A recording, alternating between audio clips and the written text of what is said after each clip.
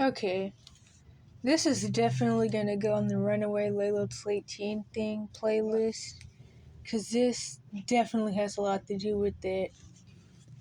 Now, I always make it clear on this channel that there is no system put in place to help anybody with anything, and then you have to save yourself. And if you had to do the runaway thing, or you are planning on doing it because of your situation, you should already know this. You may kind of be in denial, but you halfway, or at least to a certain percent, already know this. You may also... Wait a minute. So, if you know this, you should also know that things aren't necessarily gonna change once you're 18 plus and you have rights and can, go to a shelter and stuff.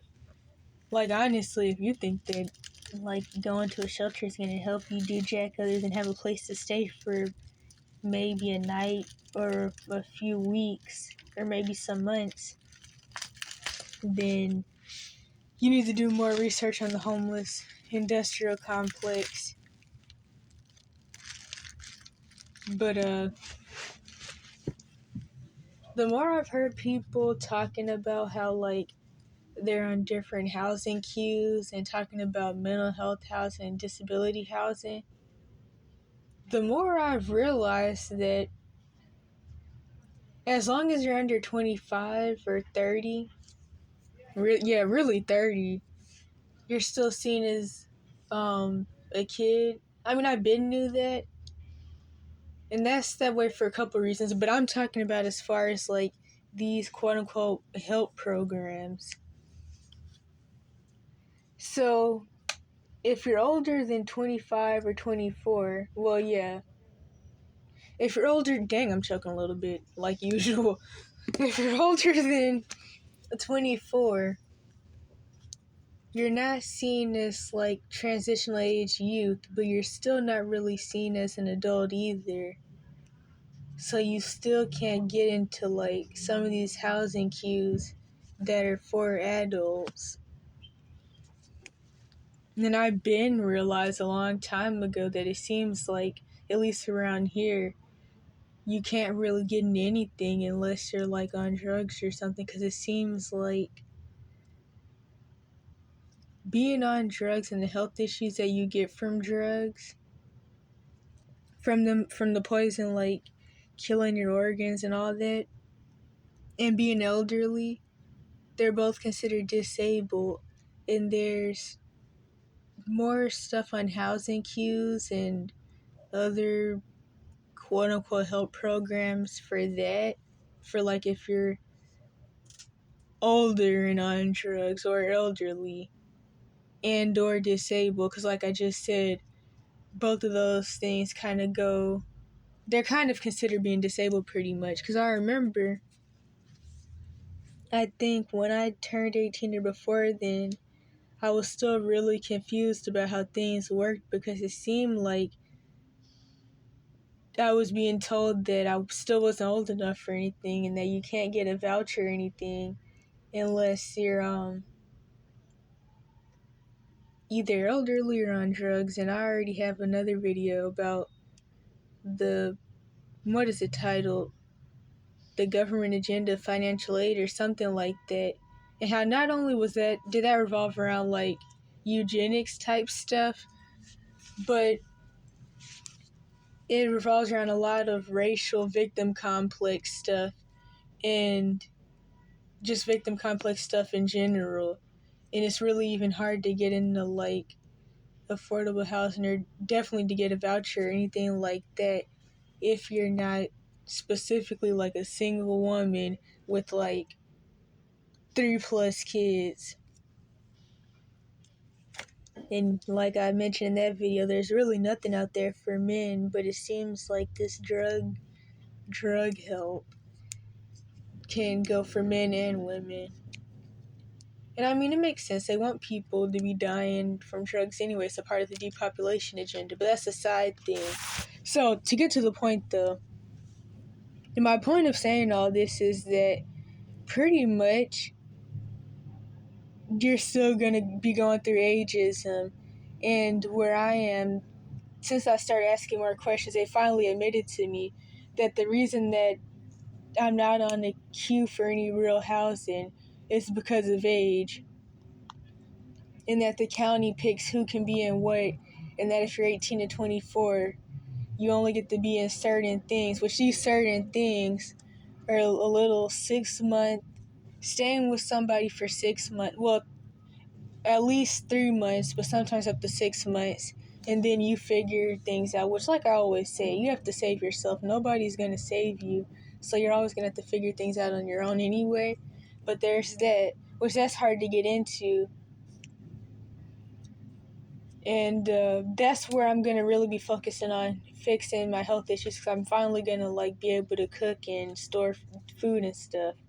So there's that.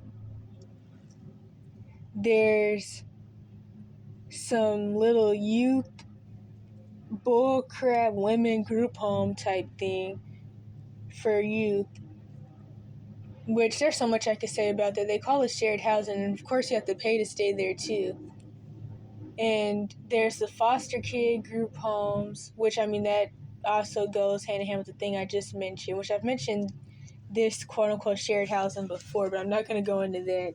That was probably more so in the My Health playlist video. Wait, playlist, and the video was in there. Oh my gosh. Anywho, what was the other thing? Oh yeah, the FUP vouchers, which is FUP.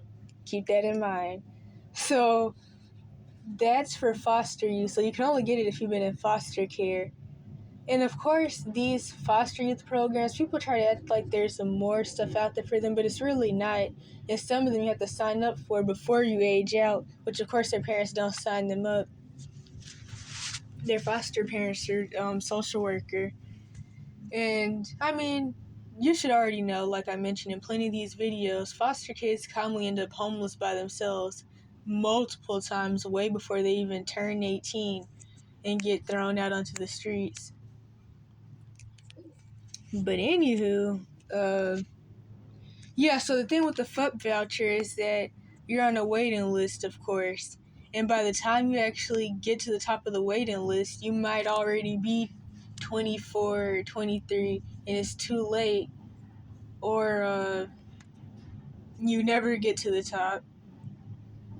And it only lasts like a year. I forgot about that part. I'm pretty sure it only lasts like a year or two. And then there's rental assistance, which there's people can apply for rental assistance programs regardless of age. And I'm not even talking about when it comes to like the homeless industrial system and some housing queue. I remember when I was living with my sister at one point, she was in some rental assistance loan program. So yeah, anybody could get into those. There obviously are different types, but a rental assistance program isn't really good for somebody that doesn't already have money and stuff. And of course, I kind of got stuck here on some bull crap, and I never really had plans on staying here long term anyway. And this has been the most expensive county in the nation since like the 60s or always, something like that. Which that was actually surprising me when I found that out, because I would have thought that LA would have been the most expensive place, but it's not. So, anyway, I guess maybe that's all I have to say. Or I'm forgetting some stuff, but yeah, like I always say, everybody should be learning how to build shelter, hunting, fishing, purifying water, uh, different wilderness survival type stuff.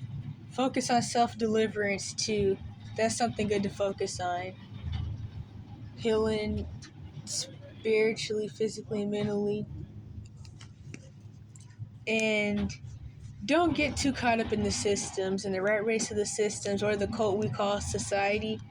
Because, I mean, it's all fallen anyway. By design, of course.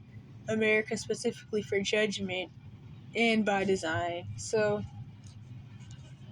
focus on self-improvement, healing, definitely getting physical health together. And keep this in mind, because I think this is something important for people to know, because a lot of people, just like I used to think when I was still lying to myself, think that like once you turn 18, then there's something. That's not how it works. You just, you at least can't be thrown into different parts of the cash for kids system for no reason. You can't be forced to, like, well, honestly, in some states you may have to live with your abuser still till 21, but I mean, you get your chance to like take things in your own hands and save yourself at 18 if you didn't already leave before then and do the whole lay low till 18 thing. But you should never expect the government to be your savior anyway. I mean, they're the ones who like made the cash for kids system and had you being labeled and trafficked, and if you were in the cash for kids system. If not, the laws that they made are why you were like stuck in some bad situation. So there's that.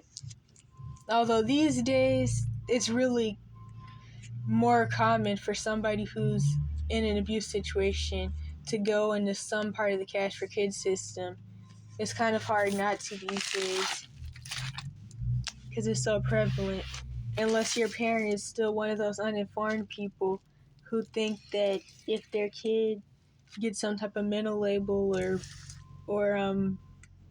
their kid gets some type of mental label, people will look at them funny because they still think that people actually take into consideration the fact that mental illness comes from trauma. Because, like, I met a girl who had a mom like that. Her mom didn't want her to go to therapy or go to any types of mental facilities because she didn't want people to look at her funny and feel like she did something, because she already knows that mental illness comes from trauma, but she thinks that the cash for kids system cares about that. And I remember me and someone I know were talking to this girl, and we were like, you don't know how lucky you are for your mom to not actually realize how the cash for kids system actually works, and the fact that they work with abusers to further traumatize abused kids and make money off of them. And what was the other thing? And then, if not that part, or you may go into multiple branches. So maybe you've been in foster care for a little while, and you've been in the mental health system, the juvenile justice system, TTI, SPED, boarding school, military school. So anyway, yeah, don't expect to get help from the government for obvious reasons. Like I always say, us who are in these situations or have been, we should be coming together to help each other, especially when it comes to the whole under 18 no rights thing, because those people are at risk. Also, people who are in high level trafficking, because of course, regardless of how old they are, they're stuck, or they have to like think up some plan and risk going to jail by having to unalive somebody just to get out of high level trafficking. And because of course victims can't defend themselves, because then projective heroism comes in. But I already have a whole playlist about that. So yeah, we should be helping each other. Honestly, anybody with sense should be like trying to find a group of like-minded people who are going to be willing to like help each other when things really, really hit the fan, especially in the U.S., but anywhere, any and everywhere. And then that's it.